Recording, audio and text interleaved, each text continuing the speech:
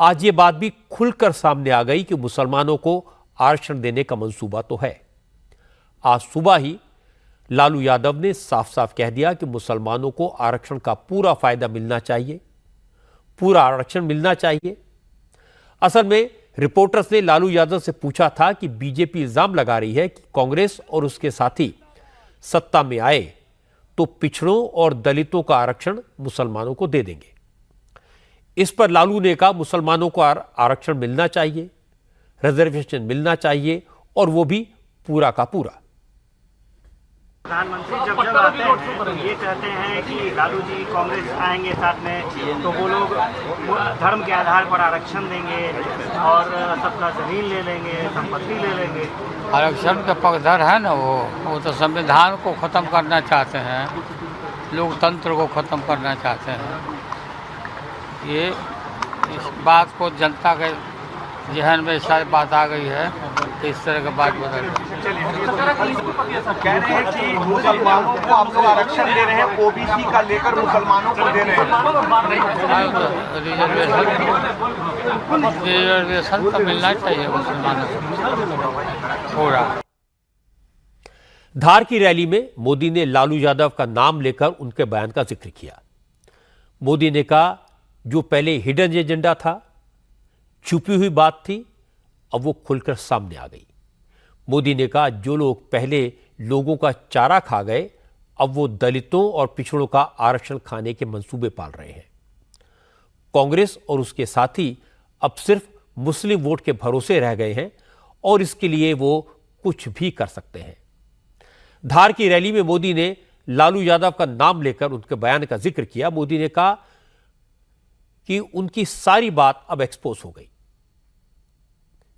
मोदी ने कहा जो लोग दलितों और आरक्षण का मंसूबा, आरक्षण खाने के मंसूबे पाल रहे हैं, कांग्रेस और इसके लिए वो कुछ भी कर सकते हैं। साथियों, कांग्रेस तो चुप है, लेकिन आज इनके एक बड़े साथी ने इंडी गठबंधन के इरादों पर मुहर लगा दी।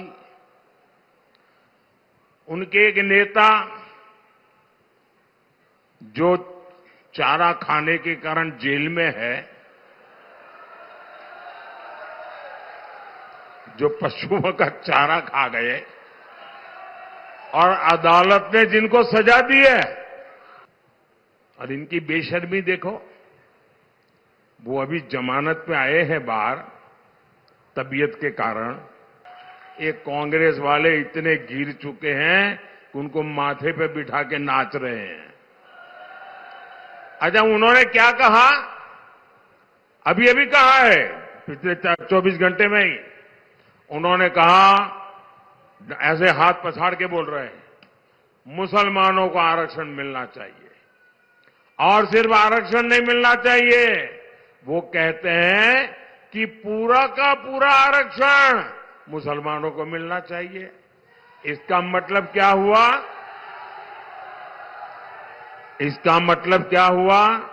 यानी एससी, एसटी, ओबीसी समाज को जितना आरक्षण मिला है वो छीनकर ये लोग पूरा का पूरा आरक्षण मुसलमानों को देना चाहते हैं।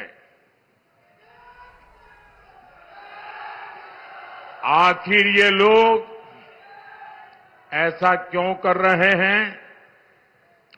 क्योंकि यही वोट बैंक, उसी के सहारे वो अपने सांस गिन रहे हैं। बाकी तो उनका सब खत्म हो चुका है, कुछ बचा नहीं है।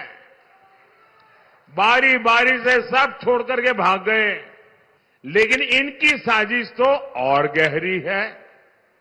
ये लोग अब डंके की चोट पर कह रहे हैं, जिस दिन वोटिंग हो रही है उस दिन कह रहे हैं एससी, एसटी, ओबीसी का पूरा आरक्षण ये मुस्लिम समाज को देना चाहते हैं। इसके बाद योगी आदित्यनाथ ने भी लालू यादव के बयान पर रिएक्ट किया। योगी ने कहा, कांग्रेस और उसके साथी दलों की साजिश के बारे में प्रधानमंत्री मोदी ने बार बार आगाह किया है और लालू के बयान से मोदी की बात सच साबित हो गई। तो यही तो बात प्रधानमंत्री जी कह रहे हैं कि इंडी गठबंधन से जुड़े हुए जो दल हैं, कांग्रेस हो, आरजेडी हो, समाजवादी पार्टी हो, ये ओबीसी के आरक्षण पर, अनुसूचित जाति जनजाति के आरक्षण पर सेंध लगाने का प्रयास करेंगे। इनका मैनिफेस्टो इस बात का उल्लेख करता है, यूपीए सरकार जब सत्ता में थी, कांग्रेस नेतृत्व की यूपीए सरकार, आरजेडी और समाजवादी पार्टी ये दोनों उसके घटक थे। उस समय इन लोगों ने रंगनाथ मिश्रा कमेटी और सच्चर कमेटी गठित की थी। रंगनाथ मिश्रा कमेटी ने इस बात का उल्लेख किया था कि 15%, 27 में से 6% आरक्षण मुसलमानों को देना चाहिए, जिसका भारतीय जनता पार्टी ने उस समय पुरजोर विरोध किया था और जिसके कारण अनुसूचित जाति, जनजाति और पिछड़ी जाति के अधिकार बच पाए। लेकिन कांग्रेस को, समाजवादी पार्टी, आरजेडी को जब भी अवसर मिलेगा, ये अनुसूचित जाति, जनजाति और पिछड़ी जाति के आरक्षण के अधिकार पर सेंध लगा करके इन्हें जबरन अल्पसंख्यकों को देने का कुत्सित प्रयास करें। भारत के विभाजन की आधारशिला इनके द्वारा रखी जा रही है, जिसको मतदाताओं को, जिस पर अपना जवाब देना चाहिए और इनको पुरजोर, इनको जवाब देते हुए इनको नकारना चाहिए।